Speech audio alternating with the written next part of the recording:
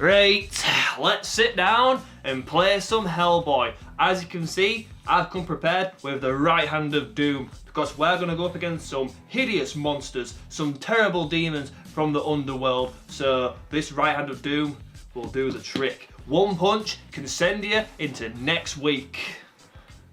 Let's get the show on the road. Hellboy, what a franchise. Originally the character was created for a comic series. Over the years its popularity spawned movies and games. I remember discovering Hellboy in my early teens. One day I walked into the living room and on the TV played a trailer for the first Hellboy movie, starring Ron Perlman. It was as simple as that. Young me was so intrigued by these cool looking characters from this newfound universe, but sadly I was unable to watch the film until the parents bought it on DVD. I gave it a watch and immediately I loved the shit out of it. In fact, I still have that same DVD.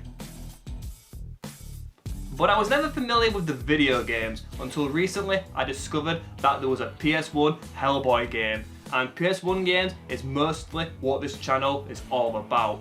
So, let's use this mighty red right hand to break down the walls, slay some demons, but most importantly, to hit that start button.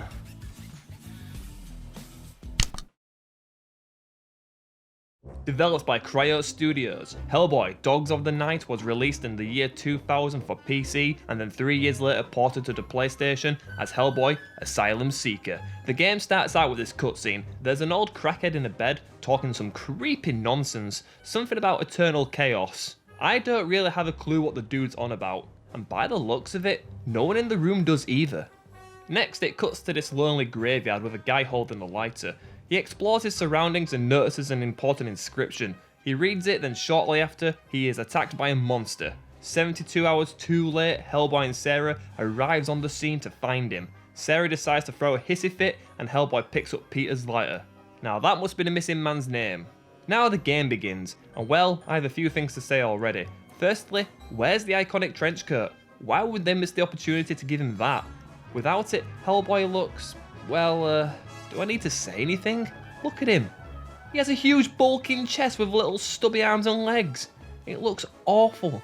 On first impressions, you can quickly tell that Asylum Seeker is a survival horror type of game with the Resident Evil styled camera angles, and of course the isolated graveyard setting. Like, how does this even happen? He's Hellboy.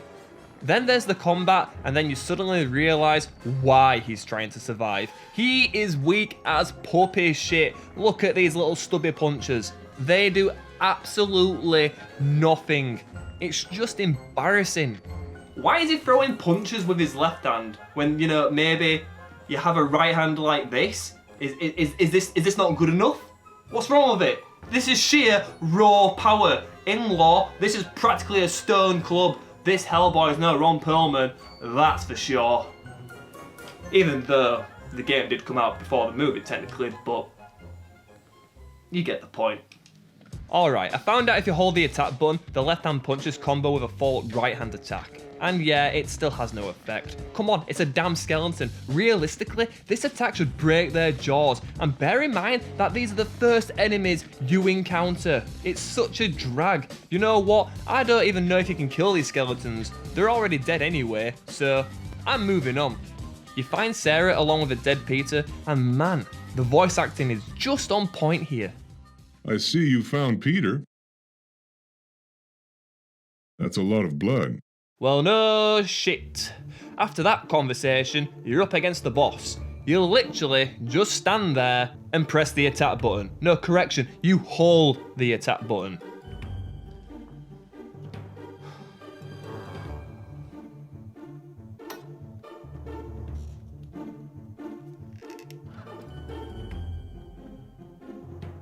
Can you even call this a boss when the first enemies in the game is seemingly impossible to defeat? Maybe I didn't punch long enough, but who can be asked to do that? That's when you know the game is bollocks. And I haven't mentioned the tank controls yet. With the fixed camera angles, all tank controls would be the way to go about it, and I bet you're expecting me to shit on that too, but actually, I don't have a problem with it. I know a lot of people hate this control style, but personally, I am used to classic tank movement, and it's no different here. Although, during combat, strangely enough, the camera is placed directly behind the player. and Hellboy's huge body obstructs the camera, which is really annoying. But besides that, I'm okay with it really. What I'm not okay with though is the upcoming area in the crypt. It's pitch black, so you need to use the lighter.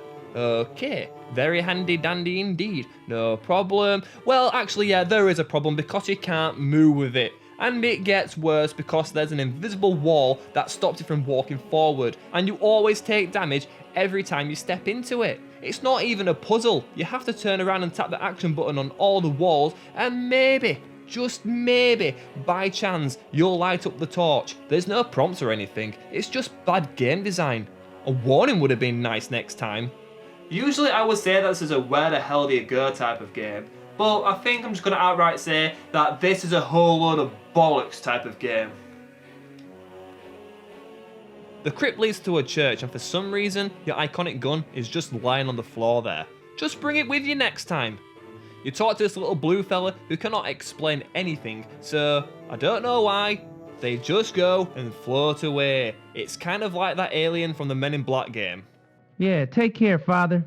Or Yoda, or whatever the hell your name was, insect guy. Hello, darkness, my old friend. Couldn't they think of something else better than that? After leaving the church, you head for the asylum, but first you'll encounter the demon from the first cutscene. Having acquired the gun, let's use it to put the beast down. What a sack of depression! It looks like I'm firing blanks! The little blue bastard set me up! Oh, great! Now I'm dead.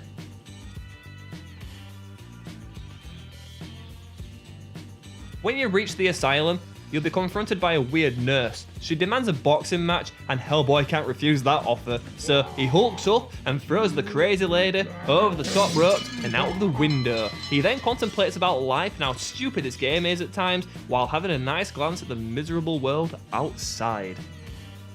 Wonderful. Now, there is some puzzle elements like in Resident Evil. They're nonsensical and easy to figure out, which is okay, but here, they act as an obstruction to the main path. Like, why do that? Early on, you need to put rocks on pillars to activate a bridge for no reason. And even earlier, as in the very start of the game, you have to push a button to open up a crypt door, and inside that crypt is another button that will unlock a gate. It's unnecessary. Just have the gate already open. Or at least, you should be able to use his huge hand to break it down. This is such a misrepresentation of Hellboy. You know what? I'm not even sure that it is Hellboy. What is this nonsense? What have I just walked into? No. No way. This is the next boss. It's a demon on the ceiling, and the only way to beat it is to poke it with a stick that you found on the ground. With a stick. A stick! It looks like Hellboy is on pest control duty. I can't fathom why you've got to do this. This is not the real Hellboy. This is an imposter. And why does this fog look like this? It looks like the game is broken. I wouldn't even bother with it. It looks horrendous. This entire game is a tragedy and it has no redeeming qualities. The gameplay is awkward, the puzzles is a chore, and the combat must be a sick joke. Hellboy Asylum Seeker makes me want to seek an asylum alright because it's driving me nuts. It's down there, right down there at the bottom of the barrel of bad games. What's not to love? Everything. And that's all I have to say about this game.